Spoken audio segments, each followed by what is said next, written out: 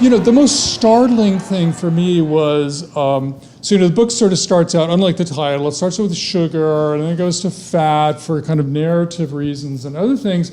And when I got to salt, I hit a wall, and I knew that I couldn't come back and do some of the same thematic things that I had done with fat and sugar. And I'm going, how am I going to do this? And I go, well, who's the biggest salt maker in the country, in the world? I go, and I look it up and I go, oh, Cargill.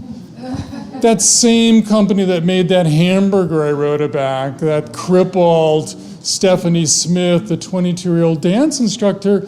So of course what I do, I pick up the phone, I call Cargill and say, hey, would you guys mind talking to me?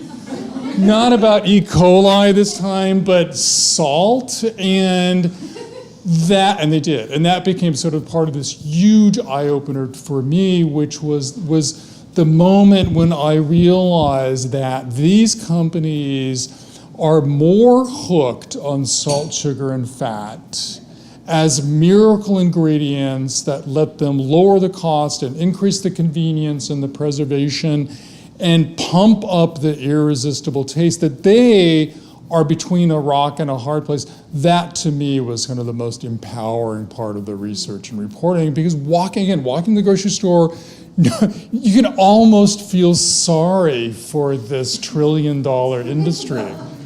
Almost, right?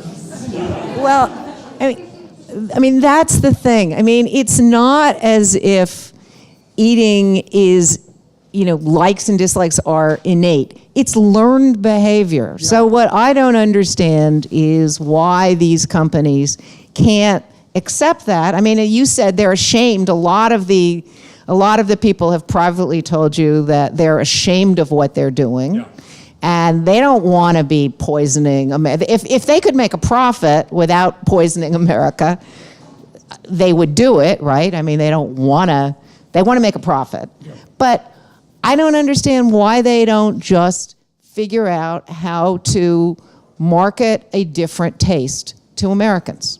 And interesting enough, some of the biggest advocates of doing just that are inside the companies, these cabals of insiders, renegades, if you will, who are truly seemingly wanting to do the right thing.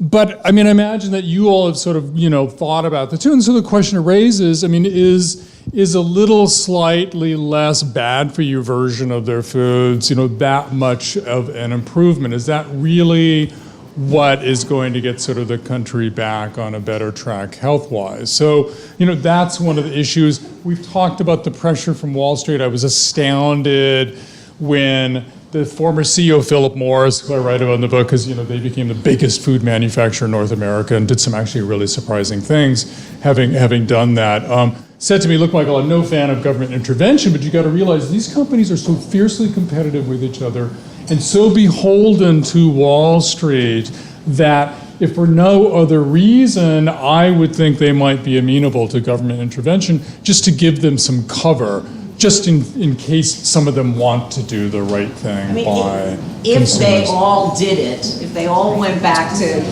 zero, yeah. They dialed it back, and they all said, yeah. We're going to make food that is good for you. We're going to stop this. Yeah. We wouldn't have any choice, right? And they could market it to us. Their marketers are brilliant. They could tell us that we had a choice with one. They could tell children, right? You have a choice with, it's your time. Yeah. The Lunchables. Right. Yes. They are incredibly good at using marketing. And in fact, so much of their food is all about marketing as opposed to the food itself.